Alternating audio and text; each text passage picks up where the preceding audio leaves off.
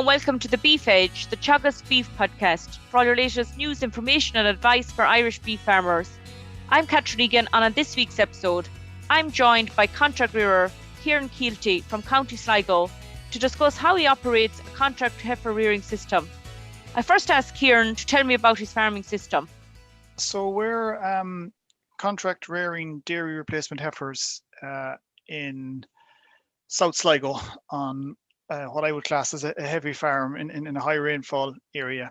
We're running off approximately 20 hectares part-time with my wife Sandy, and we've two children, Samuel 11 and Arwen 9.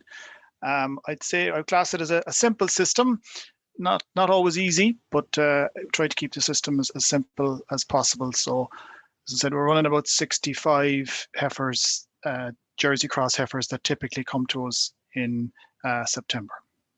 And why did you decide to go contract rearing, Kieran? We were milking cows up until 2012, and then we were milking, albeit a small number of cows. It was profitable, but at the time the children were younger, and with working off farm, it was just becoming harder and harder to maintain the balance, the work-life balance. So we discussed the different options at the time, and we talked about the beef and suckling and stuff like that. But given the sort of soil type and the labour requirements, we kind of stuck where we landed on contract rearing, which was, I suppose, a relatively new concept at the time. So we thought it would suit where we were, and that we were kind of used to paddocks and stuff like that from milking, and also used of a dairy animal. So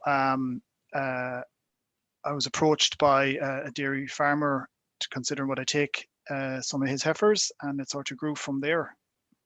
And how have you developed the system over the past number of years? Yeah, I guess we were fortunate that some land came up alongside us, so we were able to buy some additional acres, and also, which kind of luckily enough coincided with the expansion of the dairy farmer as well. So we started initially with 24 heifers coming over, and we're up to 65 the last number of years.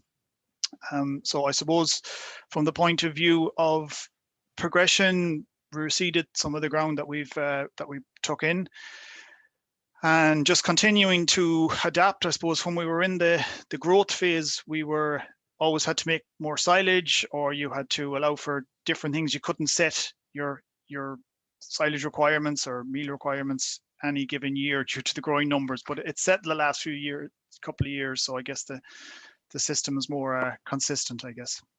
And with the 65 heifers that you're taking in from the dairy farm, can you talk me through what happens from when you take in the heifers until they leave your farm again? Of course, yeah. So typically they come in September. These would be February born Jersey cross calves. So they'd come in September, 6 to 8 months old, and they're on grass then, no meal. They're on grass until we class it here. Anything after the 31st of October is a bonus here. So typically they're on grass at that point, and then they're turned into winter housing. They're lying on slats. So they're typically batched into 4 sections based on their weight, and that then will determine if they need to get meal or not. So if they're under target, or we have a light batch, they will get meal. Typically the other batches don't get meal, depending on the silage quality. So they're housed then usually, again, depending on the year, but we try best endeavours to get out any time from the end of February, March onwards. They're weighed again before they go out. The herd test takes place when they're in the shed, and the vaccination programs take place in January, the BVD and lepto. So that labour side of things is done whilst they're in the shed. Once they're turned out to grass, there's no more meal in the diet, and it's typically in spring try to graze off the silage ground if we can at all, and then it's all about getting ready for breeding, typically around the first week of May. So, and that's the important season. So we put on scratch cards at the beginning of breeding season, the day before we start breeding, and usually we watch for the first 8 days and serve naturally, and anything that doesn't call at that period, at the end of that period, we get the 2 mil of prostaglandin, and typically everything is picked up within 12 to 14 days, at which point a team of bulls come in to mop up for maybe 10 weeks. So that's sort of the busy period in terms of getting them in calf. So usually then you're just running a rotational grazing over the summer, and again dosing as required, and typically then they go back to the farmer in September, the same day as the weanlings come over. I suppose just to emphasize, we don't take the calves, they're coming over as weanlings. So the day the in-calf heifers go back, the weanlings land. Usually we scan around the first week of September to see how the results went. So for the year that you have them from September to September, what targets do you have to meet? Yeah, so for us, it's predominantly, so this is our 9th season at it. So we have a good relationship established and a fair idea of the rhythm. I think the key point is it's all about the weight, and if you can have the heifers at the target weight, which for us is 300 kilos at the beginning of May, that takes a lot of the work out of it, in terms of there's a good chance that they're cycling naturally and they're in good condition at breeding.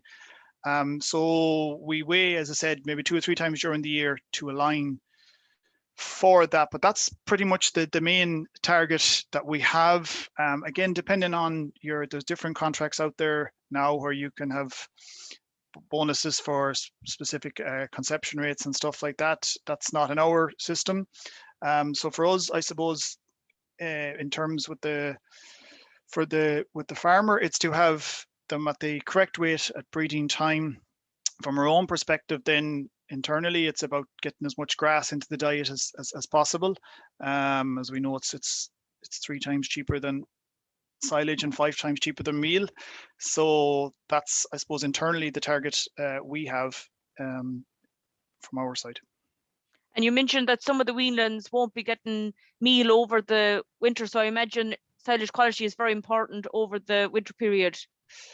Yeah, and I suppose we've realised that more as time has gone on, the value of good silage. So again, early on, we were probably the first couple of years we fed meal to every animal, sort of regardless of their weight. I suppose we were finding our feet, as well as trying to ensure that they weren't behind going out. But over the last few years, we've dramatically reduced our meal bill. We've over halved it in the space of 12 months due to silage quality, and I guess trusting the results. So taking the samples of the different, it's all bale silage you do, taking the samples and working from that. So that makes the decision a lot easier in terms of whether to feed meal or not, I guess. You mentioned there the importance of the maximising grass in the diet. How have you improved grass quality and maximised grass in the diet over the past 9 years?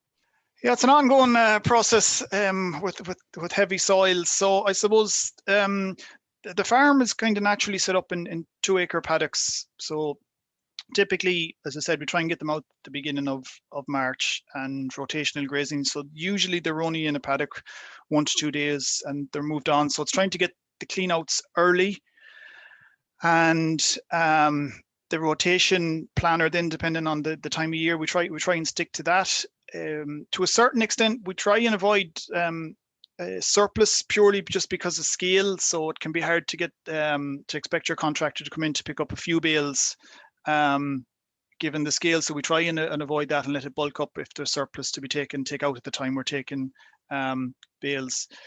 So I guess in spring, in terms of trying to get grass into them, yes, there's a certain amount of on-off grazing. Typically there's wires running everywhere in front and behind them. It can be trickier. It's one aspect that can be trickier with heifers, insofar as guys that are milking, they can bring them in for an hour or two beforehand milking, give them some meal or give them some meal in the parlour, I should say, or give them some silage at the barrier. It's more difficult with heifers. Typically, when they're out, they're out. And you also have to be conscious that they love to walk fields and that. So in wet conditions here anyway, they're either in or out. It's harder to maintain the on-off grazing with heifers.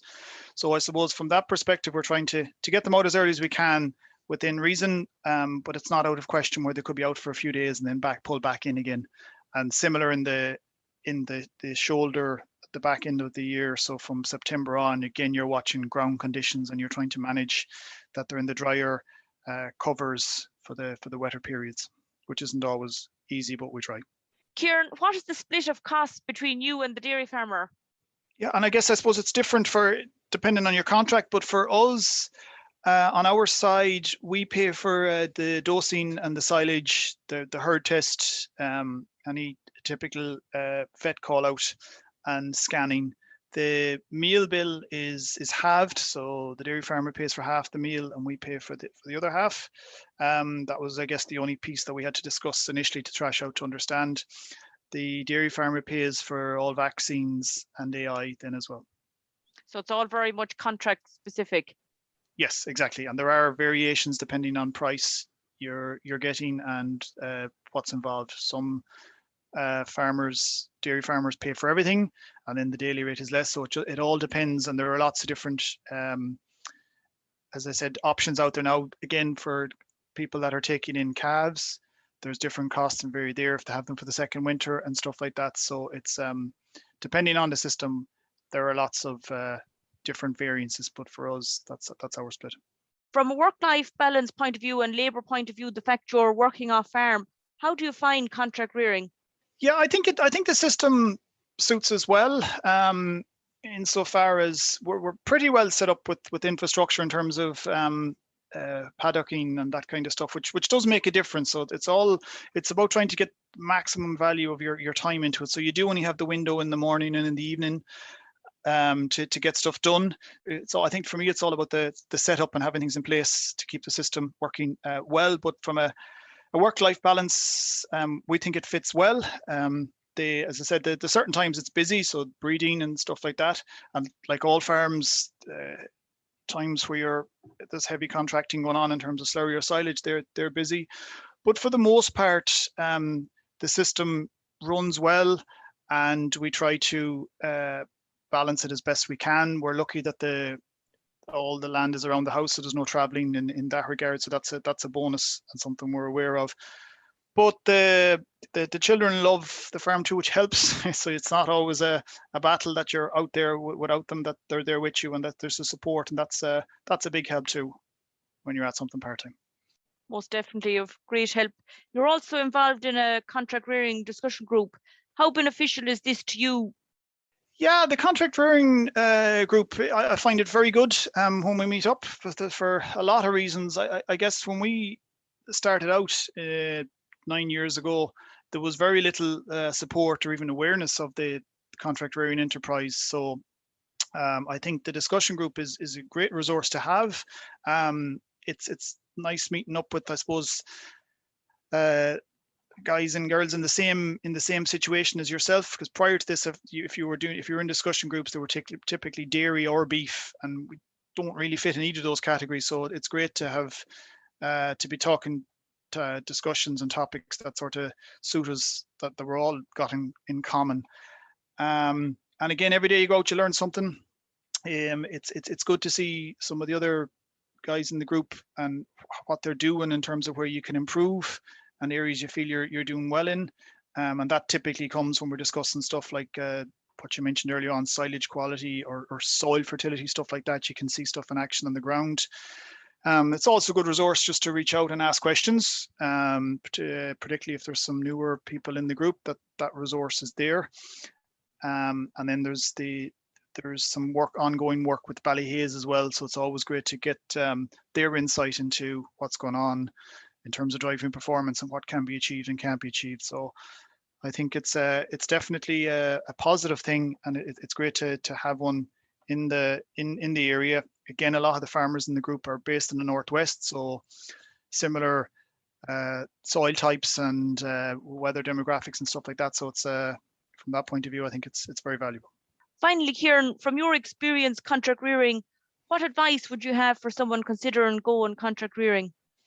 I suppose it's like any new venture, use the information that's out there. I mean, there's a lot of information out there in terms of with yourself, Teagasc, as well as other resources. So, and that wasn't the case years ago. So it's good. There's a lot of stuff out there in relation to contracts and pitfalls and do's and don'ts that's valuable.